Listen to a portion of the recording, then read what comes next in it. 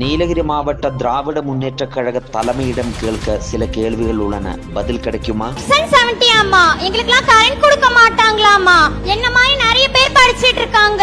எங்க வீட்லயே 3 பேர் படிச்சிட்டு இருக்கோம். ஆனா எங்களுக்கு கரண்ட் வசதியே இல்ல. நாங்க பல தடவை கோரிக்கை மனு கொடுத்திருந்தோம். யாருமே அதை எடுத்து பாத்துக்கல. அதனால தான் நாங்க உங்ககிட்ட வந்திருக்கோம். எங்களுக்கு நீங்க கரண்ட் வசதி கண்டிப்பா செஞ்சு தந்தே ஆகணும். 2021ஆம் ஆண்டில் தமிழ்நாட்டில் ஒவ்வொரு பகுதியிலும் சென்று மக்களோடு நேரடியாக பேசிய ஐயா ஸ்டாலின் அவர்கள் விண்ணப்பங்களை நேரடியாக ஏற்று 100 நாட்களுக்குள் தீர்வு காணப்படும் என்று அவர்கள் உறுதியளித்து சொன்னதை நாம் எல்லோருக்கும் தெரிஞ்ச விஷயம்.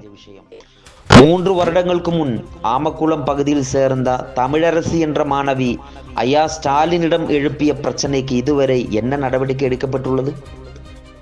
அந்த பிரச்சனைகள் தீர்க்கப்பட்டதா? மின்சாரம் வழங்கப்பட்டுள்ளதா? ஆமக்குளம் பகுதியில் உள்ள அம்மாணவி கேட்ட கோரிக்கையின் மேல் இதுவரையிலும் எந்த நடவடிக்கையும் எடுக்கவில்லை என்றுதான் தெரிய வந்துள்ளது. இல்ல, அவர் எழுப்பிய கோரிக்கைகள் அனைத்தும் தீர்மானம் காணப்பட்டு முடித்து விட்டுள்ளது என்று திமுக தலைமைக்கு சொல்ல முடியுமா? அப்படி என்றால் அந்த மாணவியையும் அப்பகுதி மக்களையும் வீடியோ பிடித்து உண்மை அவர்கள் வாயால் சொல்வதற்கான வாய்ப்பு உருவாக்கி மக்கள் மத்தியில் அதை வெளியிடுவதற்கு கூடலூர் பந்தலூர் தாலுகா திமுக தலைமை முன் வர வேண்டும் என்று பணிவுடன் கேட்டுக்கொள்கிறேன்.